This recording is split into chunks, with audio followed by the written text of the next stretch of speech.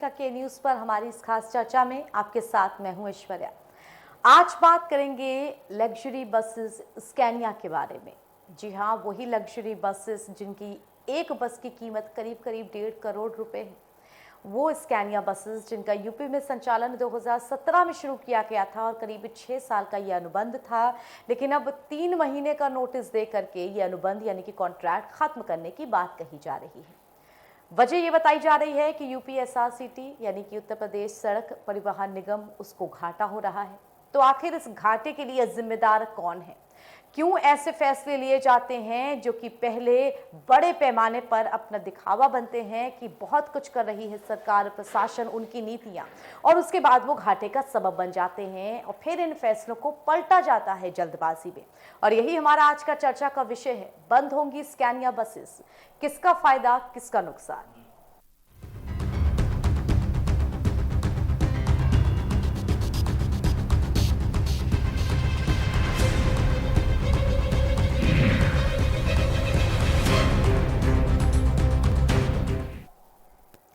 सरकार की तरफ से कोई भी नीति, कोई भी डील या कोई भी कॉन्ट्रैक्ट इस चीज़ को ध्यान में रख करके बढ़ाया जाता है कि प्रदेश का राजस्व भी इससे बढ़े और आम जनता को भी इससे लाभ मिले।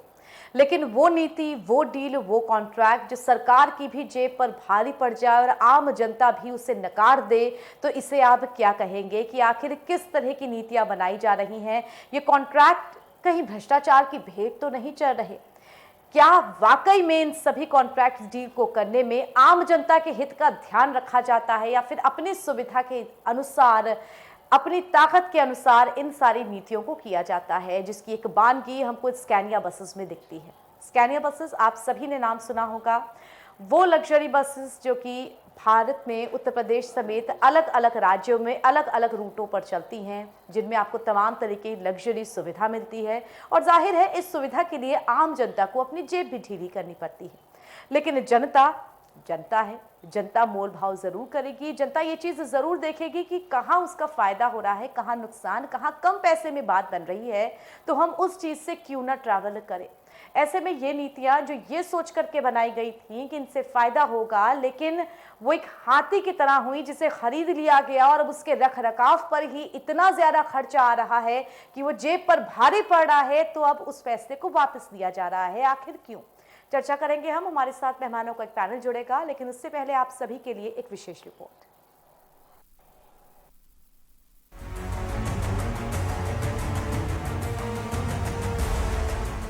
यूपी राज्य सड़क परिवहन निगम 3 महीने बाद अपने बेड़े से सुपर लग्जरी बस स्कैनिया हटा देगा।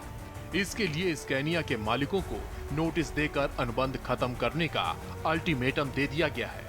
वर्तमान में कुल 56 स्कैनिया बसों का संचालन हो रहा है। इसमें निगम को काफी घाटा हो रहा है। बता दें कि इन बसों का संचालन साल 2017 में शुरू हुआ था और कोरोना काल में करीब 11 माह तक ये खड़ी रहने के बाद इस साल फरवरी से संचालन फिर शुरू हुआ और अब 6 अप्रैल को लखनऊ व गाजियाबाद परिक्षेत्र के क्षेत्रीय प्रबंधकों को अनुबंध समाप्त करने का नोटिस भेज दिया गया।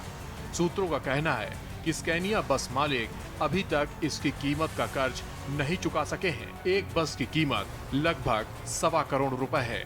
लग्जरी बस होने के चलते स्कैनिया का किराया सबसे ज्यादा है। बात लखनऊ दिल्ली रूट की करें तो जहां आपको 1000 रुपए किराए में एसी बसें मिल जाएंगी, तो वहीं स्कैनिया का किराया 1300 से 1400 के बीच है। इसलिए स्कैनिया घाटे का सबब बन रही है। परिवहन विभाग की तरफ से एक बड़ा फैसला लिया गया है। स्कैनिया बसें जो लोगों की सुविधा को ध्यान में रखते हुए अनुबंध की गई थी, खरीदी गई थी या किराए पर ली गई थी, उन्हें बंद करने का फैसला लिया जा रहा है। जिसके बाद से ही न सिर्फ किराए को लेकर बल्कि और भी कई सारी ऐसी सुविधाएं थी जो स्कैनिया बसों में खास तौर पर दी गई थी। स्कैनिया बसों के लॉन्च के बाद से ही लोगों के लिए सफ़र सुगम और आसान हो गया था, लेकिन अचानक इसे बंद करने की बात सुनकर, हालांकि नोटिस अभी फिलहाल 3 महीने की दी गई है, तब से परिवहन विभाग के अनुबंध जो बसें हैं, जो मोटर मालिक हैं, उनमें खलबली मच गई है। क्या वजह थी, क्या किराया था और किस वजह से इसे बंद किया जा रहा है? हालांकि अगर बात कहें 1250 रुपये दिल्ली तक के सफ़र का किराया स्कैनिया बसों में था। हम स्कैनिया बस में ही मौजूद हैं। आप देख सकते हैं लग्जरी सीट्स, बाकी अंदर से नॉर्मल बसों की तरह हैं, लेकिन क्योंकि अंदरूनी तौर पर बस पूरी तरह सस्पेंशन पे थी, इसीलिए रास्ता चाहे जैसा भी हो, जितना भी लंबा हो, थकान नहीं होती थी। सस्पेंशन की वजह से लोगों को फोर्स नहीं महसूस होता था।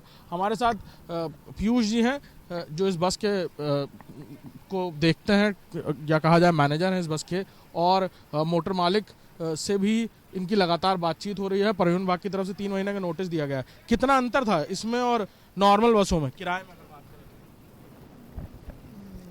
सर नॉर्मल बस का किराया और इसके किराए में ज़मीन आसमान का फ़र्क है। 1250 रुपये दिल्ली तक का किराया है। नॉर्मल एसी बस भी ऐसे ही होती है अंदर से? नहीं, नॉर्मल एसी बस में और इसमें काफ़ी अंतर है। बस खाली बस का ही अंतर नहीं है, बाकी कई सारी चीज़ें जो इस गाड़ी में हैं वो उन गाड़ियों में नहीं है। इस वजह से उसका किराया सस्ता है और इनका किराया काफ़ी महंगा है। इसमें कई लोगों के ऊपर काफ़ी फ़र्क आने वाला है, जैसे कि ड्राइवर्स हैं, हेल्पर्स हैं, कंडक्टर्स हैं, मैनेजर्स हैं और भी कई स्टाफ है। इन सभी के ऊपर काफ़ी फ़र्क आने वाला है। और जैसा कि कोविड-19 की वजह से आप देख ही रहे हैं कि इस तरीके की चीज़ें अगर अचानक से हो जाएं या किसी की नौकरी चली जाती है या किसी को बैठाल दिया जाता है, तो ये आपने पहले एग्रीमेंट किया, इसके बाद में अब आप अचानक से एकदम बोल दे रहे हैं कि नहीं हम ये गाड़ियाँ बंद कर रहे हैं, तो अब ये मोटर मालिक कहाँ लेके जाएंगे, क्या करेंगे इन गाड़ियों का, किसको देंगे किसको नहीं देंगे, यही सारी चीज़ें बात करने के लिए अभी रोडवेज से मीटिंग होनी बाकी है। फिर आगे देखते हैं कैसे। बिल्कुल। फिलहाल स्कैनिया बसों को बंद करने के लिए परिवहन विभाग की तरफ से 3 महीने का नोटिस दिया गया है। नोटिस के बाद क्या स्कैनिया बसें बंद होती हैं? अभी फिलहाल ये लोग एकजुट हो रहे हैं, बातचीत करेंगे परिवहन विभाग से। लेकिन सबसे बड़ा सवाल के न्यूज़ पूछ रहा है कि अगर स्कैनिया बसें बंद की जानी थी तो उन्हें लाया ही क्यों गया, और अब इन 1 से 1.5 करोड़ की गाड़ियों का आखिर क्या होगा? कैमरामैन रियाज के साथ अभिषेक सिंह, के न्यूज़, लखनऊ। तो यहाँ सवाल सिर्फ स्कैनिया बसेस का नहीं है, सवाल उन सारी नीतियों पे भी उठता है जनता की तरफ से जो सरकार बनाती है 5 साल के लिए, लेकिन उसके बाद में समझ में आता है कि नीतियाँ या तो गलत बनी या ये नीतियाँ उस वक्त शक्ति में रहे लोगों ने गलत इस्तेमाल करके इनको बनाया गया। बात अगर चुनाव की करें तो सरकार जब भी वोट मांगने जाती है तो इस चीज़ को अपने मैनिफेस्टो में लेती है कि हम जनता के सेवक हैं, सारी चीज़ें जो लाई जाएंगी वो जनता की सेवा के लिए होंगी। लेकिन धीरे धीरे उस मैनिफेस्टो की चीज़ों को भूला जाता है और चुनाव तक यानी कि 5 साल के अंत तक आते आते एक ऐसी परिस्थिति बन जाती है जिससे या तो सरकार चली जाती है, दूसरी सरकार आ जाती है और फिर बात जांच की, घोटालों की और तमाम परिस्थितियों की बनती है। और ये हर 5 साल में गोल गोल घूम के उन्हीं परिस्थितियों का आना होता है। आज बात स्कैनिया बसेस की, जो इन्हीं में से एक छोटा विषय है। तो बिना देर किए हमारे साथ जो मेहमान जुड़ गए हैं उनसे आपका परिचय करा देते हैं। स्टूडियो से हमारे साथ रुपेश कुमार जी जुड़े हुए हैं, आप क्षेत्रीय अध्यक्ष हैं। बहुत बहुत स्वागत सर आपका हमारी इस खास चर्चा में। साथ ही हमारे साथ कपिल श्रीवास्तव जी जुड़े हुए हैं सपा से। बहुत स्वागत कपिल श्रीवास्तव जी आपका हमारे साथ इस चर्चा में। और हमारे साथ तुषार चतुर्वेदी जी जुड़े हुए हैं, स्कैनिया बस मालिक हैं। तुषार जी आपका भी बहुत स्वागत है हमारे साथ इस चर्चा में। शुरुआत रुपेश जी मैं आपके साथ करना चाहूंगी। स्कैनिया बसेस की बात करें, 6 साल का अनुबंध था, अभी 6 साल पूरे भी नहीं हुए हैं। बहुत जगहों से ये भी बातें आ रही हैं कि इतनी लग्जरियस बसें थी, जो मालिक थे वो अभी तक इनका जो कर्ज है यानी कि EMI है वो तक नहीं उतार पाए हैं। आखिर किस तरह की ये नीति बनी थी जो इतनी जल्दी वापस लेना पड़ा इसको? ऐश्वर्या जी, नीतियां गलत नहीं होती हैं, चूंकि कारण ये है कि हमारा पूरा देश वैश्विक महामारी से जूझ रहा है। इस वैश्विक महामारी को ध्यान में रखते हुए परिवहन प्रशासन ने अगर कुछ डिसीजन लिया है तो हम कहते हैं ये तो बहुत ही अच्छा और बहुत ही बेहतरीन होगा, क्योंकि चूंकि कारण विभाग को बचाना है। विभाग को बचाने से लेकर स्कैनिया जो है हमें जो है विभाग को घाटा प्रेजेंट टाइम में दे रही है। कोविड के चक्कर में यात्री जो हैं इस पे यात्रा करने से परहेज कर रहे हैं, इसीलिए और कम किराए की ज्यादा डिमांड हो रही है और इसकी भरपाई करने के लिए हमारे पास जनरल बसें हैं। इसीलिए परिवहन प्रशासन ने जो है ये कदम उठाया है। ठीक है, लेकिन यहाँ पर बड़ा सवाल ये बनता है कि जब ये डिसीजन लिया गया था कि ये बसें आएंगी, 6 साल का अनुबंध होगा, उसके बाद कोविड महामारी, उससे पहले की परिस्थिति देखें और फरवरी में जब से बसें चलना शुरू हुई उसके बाद की परिस्थिति देखें, आपको लगता है कि ये लग्जरियस बसेस अपना उतना किराया भी निकाल पाएं जितना 1 महीने का इनकी मेंटेनेंस में लगता है? जी रुपेश जी मैडम, चूंकि परिवहन निगम इन स्कैनिया बस को जो है 26 रुपये 15 पैसे पर किलोमीटर पेमेंट करता है और 2.70 प्रति किलोमीटर पर डीजल देता है। तो इसीलिए कहीं ना कहीं परिवहन निगम का घाटा हो रहा है, और परिवहन निगम प्रशासन ने जो ये जिम्मेदारी ली है, हम तो इसको सराहना करते हैं, क्योंकि अगर परिवहन निगम को बचाना है, क्योंकि इस एक बस के कारण पूरा डिपो घाटे में चला जा रहा है और पूरे डिपो की जो है इनकम बढ़ती चली जा रही है। यही कारण है जो अधिकारियों ने ऐसा निर्णय लिया है। हमारे साथ सभा की तरफ से कपीश जी जुड़े हैं। कपीश जी, स्कैनिया बसेस की बात करें, उत्तर प्रदेश में लगभग 56 इनकी संख्या है। 3 महीने का अनुबंध जो खत्म करने की बात की गई है, फिलहाल लखनऊ और गाजियाबाद में की गई है। यहाँ पर यह सवाल जरूर उठेगा कि क्या सोने से ज्यादा सोने की गड़ाई महंगी पड़ गई? जब स्कैनिया बसेस आई थी तब भी और लग्जरियस बसेस थी। अगर किसी भी आम जनता को लखनऊ से दिल्ली जाना है तो बहुत सारी एसी बसेस हैं जिनका किराया 900 से 1000 के बीच में होता है और बहुत आराम से व्यक्ति पहुंच सकता है। तो इतने लग्जरियस बसेस का इतने शॉर्ट रूट पे आखिर इस्तेमाल भी कौन करेगा? क्या वैसा वर्ग है हमारे पास? क्या उतना किराया हमारा निकल पाएगा? ये सब चीजें पहले सोची नहीं गई, तभी इतने बड़े डिसीजन इतनी जल्दी में अब लिए जा रहे हैं। योगी सरकार के द्वारा जिस तरह के एजेंडे पे काम किया जाता है, उसके नीतियों के पीछे कोई योजनाएं नहीं होती, और मेन चीज ये होता है कि पेपर में कैसे छपा जाए और कैसे ये हो जाए कि हमने बड़ी अच्छी सुविधाएं दे दी। आप जब 6 साल का अनुबंध किए हुए हैं तो विधि विरुद्ध आपने किस तरीके से ये नोटिस सर्व कर दिए, क्योंकि आपने विदेशों से बस को लाने के लिए इन्हें प्रेरित किया, साथ में इनको आपने कर्ज भी मुहैया कराया है। ये सारे बस मालिक जो हैं अपने जेब से नहीं खरीदे हैं, इन्होंने बकायदा अपनी प्रॉपर्टीज को मॉर्गेज करके और बैंक से कर्ज भी उठाया है, और उसके बाद 6 साल का अनुबंध किया।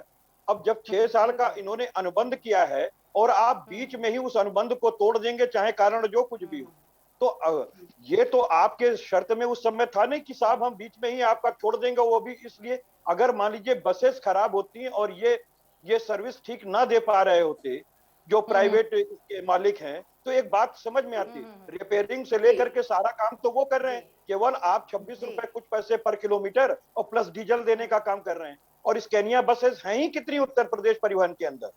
तो आप सीधी बात बताइए कि आप अपने जनरथ को चलाने के लिए, आप अन्य चीजों को चलाने के लिए स्कैनिया बस प्राइवेट संचालक के द्वारा आपसे अनुबंधित है, इसलिए वो आपके सर पर बोझ हो रही है। परिवहन निगम को कोई दिक्कत नहीं है, लेकिन सोचना चाहिए कि जिनकी संपत्तियां आप कुर्क कराने के हवाले पे खड़ा किए हैं, अगर वो बस संचालक जो है वो आपको क्या कर रहे थे, इसकी जिम्मेदारी कौन लेगी? कम से कम 6 वर्षों तक तो आपको संचालन करना चाहिए, और अगर इससे कम कर रहे हैं तो इनको बकायदा पूरा हर्जाना देना चाहिए, और बस मालिक का जितना भी पैसा मॉर्गेज प्रॉपर्टी पर है वो उत्तर प्रदेश परिवहन निगम को बियर करना चाहिए। और हमारा एक सजेशन एक वक्ता होने के नाते है कि जो इसके मालिक हैं, तत्काल अगर इन्होंने इस तरह की नोटिस दी है, अधिकार बिल्कुल सवाल यहाँ पे यही बनता है। दोबारा आऊंगी कपीश जी में आपसे पास, लेकिन फिलहाल एक छोटे से ब्रेक के लिए दर्शकों रुक रहे हैं। सवाल हमारा रहेगा जो बस मालिक हमारे साथ जुड़े हुए हैं तुषार जी, उनके साथ कि उनके साथ अब क्या क्या समस्याएं हैं। साथ ही बीजेपी की तरफ से भी हमारे साथ देशबंधु जी जुड़ेंगे ब्रेक के बाद। फिलहाल छोटा सा ब्रेक।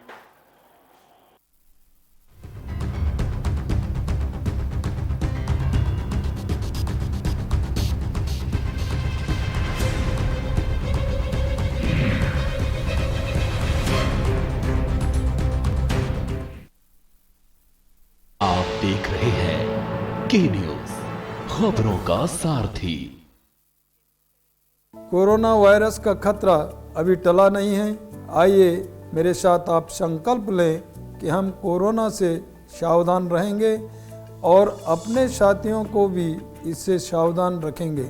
आप भी इस घातक विषाणु को रोकने संबंधी सभी आवश्यक सावधानियां बरतने का वचन दीजिए। वचन दीजिए कि सदैव मास्क पहनेंगे और दूसरों से कम 2 गज की दूरी बनाए रखेंगे और हाथों को साबुन और पानी से धोएंगे। वचन दीजिए कोविड-19 के लक्षण महसूस होने पर मैं तत्काल चिकित्सा सलाह लूंगा। कोविड-19 से जुड़े आचार व्यवहार का पालन करेंगे और दूसरों को भी ऐसा करने के लिए प्रोत्साहित करेंगे। विश्व का सबसे बड़ा वैक्सीनेशन अभियान हमारे देश में चल रहा है। ये वैक्सीन पूरी तरह सुरक्षित है। बारी आने पर इस वैक्सीन को आप जरूर लगाएं। टीका लगाने के बाद भी मास्क लगाना व 2 गज की दूरी रखना आवश्यक है। हम सब एक साथ मिलकर कोविड-19 के खिलाफ इस लड़ाई को जीतेंगे।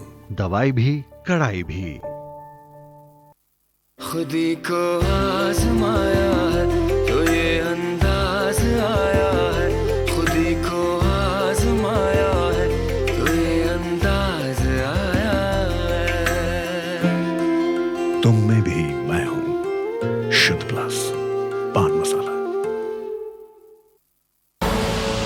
आप देख रहे हैं के न्यूज, खबरों का सारथी।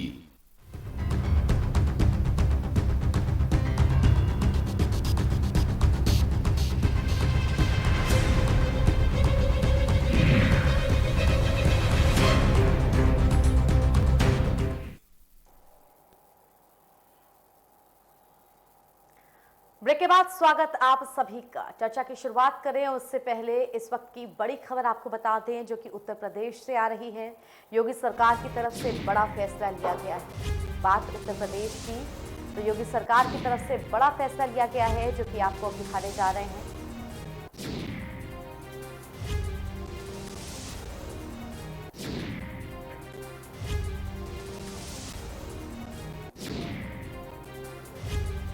बड़ी खबर लखनऊ से, कोरोना पर यूपी सरकार का बड़ा फैसला। 4 शहरों में दफ्तरों के लिए नई गाइडलाइंस जारी की गई। 50% स्टाफ के साथ अब काम करने के आदेश दिए गए हैं। प्राइवेट दफ्तरों के लिए नई गाइडलाइंस जारी कर दी गई है। बड़ी खबर इस वक्त की आपको बता दें, कोरोना को लेकर के अपडेट। बड़ी खबर, यूपी सरकार का बड़ा फैसला। 4 शहरों में दफ्तरों के लिए नई गाइडलाइंस और यहाँ 50% स्टाफ यानी कि 50% जो वर्कर्स हैं उनके साथ काम करने के आदेश दिए गए हैं। प्राइवेट दफ्तरों के लिए नई गाइडलाइंस जारी की गई हैं।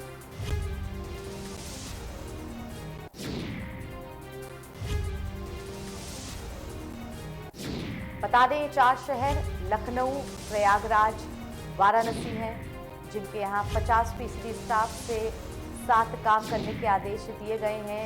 सभी जो प्राइवेट दफ्तर हैं उनके लिए कोरोना को लेकर के यूपी सरकार का बड़ा फैसला है। उत्तर प्रदेश के 4 बड़े शहरों में प्राइवेट दफ्तरों को लेकर के नई गाइडलाइंस अब सरकार की तरफ से जारी कर दी गई है। नाइट कर्फ्यू के बाद बड़ा फैसला। लखनऊ, प्रयागराज, वाराणसी और कानपुर के लिए ये आदेश आए हैं।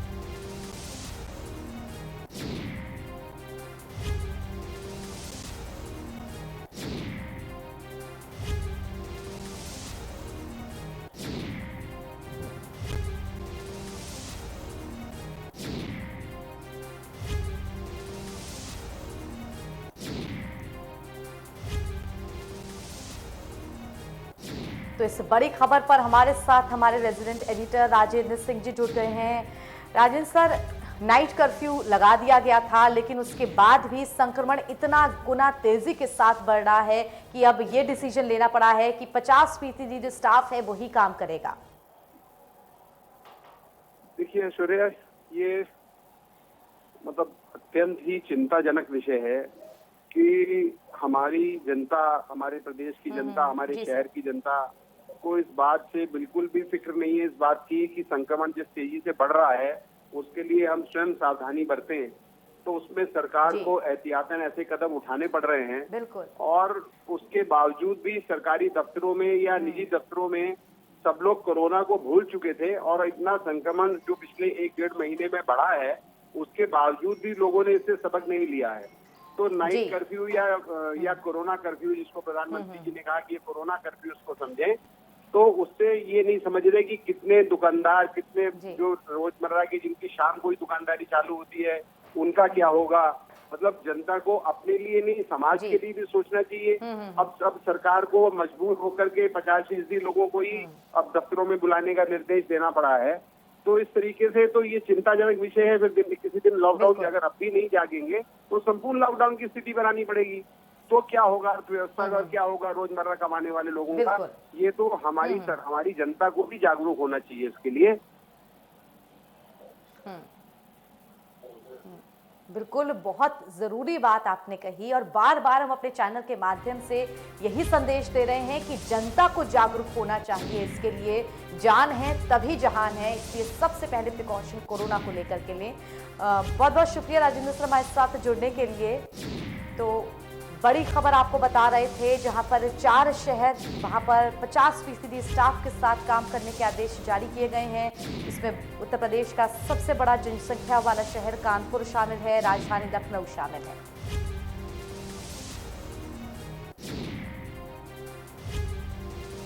तो आइए वापस लौटते हैं अपनी चर्चा पर। हम बात कर रहे थे स्कैनिया बसेस के बारे में और जिस तरह से 3 महीने का नोटिस देकर के अनुबंध खत्म किया जा रहा है उसके बारे में।